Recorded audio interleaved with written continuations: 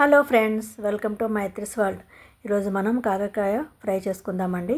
దానికోసం ముందుగా 1/2 కేజీ కాకరకాయలని తీసుకుని బాగా కడుక్కొని తర్వాత ఇలా తురుముకోవడం కానీ లేదా సన్నగా కట్ చేసుకోవడం కానీ చేసుకోవాలి. నేను ఇలా తురుముకుంటున్నాను.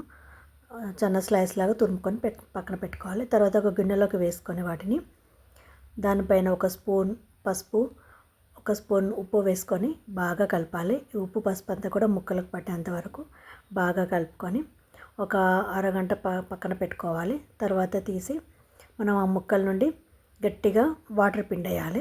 కాసేపు నానడం వల్ల ఈ ముక్కల నుండి నీరు ఇలా వస్తుంది. మొత్తం పిండేసి పక్కన పెట్టుకోవాలి. తర్వాత మనం కూర చేసుకుందామండి. ఒక ప్యాన్ పెట్టుకొని ప్యాన్ వేడెక్కాక ఆయిల్ వేసి ఆవాలు, జీలకర్ర, పచ్చిమిర్చి వేసుకోవాలి. పచ్చిమిర్చి బాగా ఫ్రై అయిన తర్వాత ఇప్పుడు ఉల్లిపాయలు ఏం వేయట్లేదు, అల్లం వెల్లిపాయ పేస్ట్ ఏమి వేయట్లేదు. ముందుగా మనం కాకరకాయలని వేసుకోవాలి. వేసుకొని బాగా కలుపుకోవాలి. ఇది కాస్త ఒక 50% ఫ్రై అయ్యేంత వరకు మనం ఇలాగే కలుపుకుంటూ ఉండాలి. కింద నుండి పైకి మూత పెడుతూ మధ్య మధ్యలో కలుపుతూ మూత పెడుతూ ఉడికించుకోవాలి.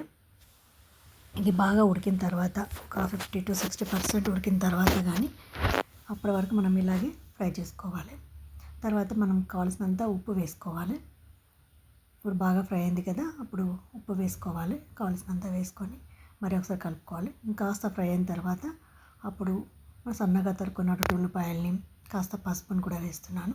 తర్వాత దంచి ఉంచుకున్న వెల్లిపాయలు కొంచెం ఎక్కువగా వేసుకోవాలి. వేసుకొని మరి బాగా కలుపుకోవాలి. ఈ అంతా కూడా పట్టేంత వరకు బాగా కలపాలి. సిమ్లో పెట్టుకొని చేసుకోవాలి ఈ ప్రాసెస్ అంతా కూడా.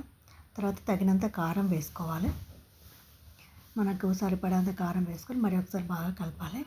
కారం వేసిన తర్వాత మాడిపోతుంది కాబట్టి కొంచెం సిమ్లో పెట్టుకొని నెమ్మదిగా కలుపుకోవాలి. బాగా ఫ్రై అయిపోయింది కదా, తర్వాత నేను కొంచెం బెల్లం పొడి వేస్తున్నాను. అవసరమైతే చక్కెర కూడా వేసుకోవచ్చు, ఇష్టం ఉంటే వేసుకోవచ్చు, లేకపోతే లేదు. నేను కొంచెం వేసాను. మరి ఒకసారి బాగా కలుపుకొని కొంచెం నువ్వుల పొడి కూడా వేసుకోవాలి, టేస్ట్ బాగుంటుంది. కొబ్బరి పొడి కూడా వేసుకోవచ్చు. ఇలా మన ఇష్టం, మన టేస్ట్ని బట్టి కూడా మార్చుకొని నేను ఒక నువ్వుల పొడి మాత్రమే వేసాను. ఇలా బాగా కలుపుకొని తర్వాత కాస్త ధనియాల పొడి వేసుకొని మరి ఒకసారి బాగా ఫ్రై చేసుకోవాలి. ఇక చివరిగా సన్నగా తరుక్కున్నటువంటి కొత్తిమీరను వేసుకుంటే కాకరకాయ ఫ్రై రెడీ. టేస్టీ కాకరకాయ ఫ్రై రెడీ అయిపోయింది. మీకు ఈ వీడియో నచ్చినట్టయితే లైక్ చేయండి, షేర్ చేయండి, మరియు సబ్స్క్రైబ్ చేయడం మాత్రం మర్చిపోకండి.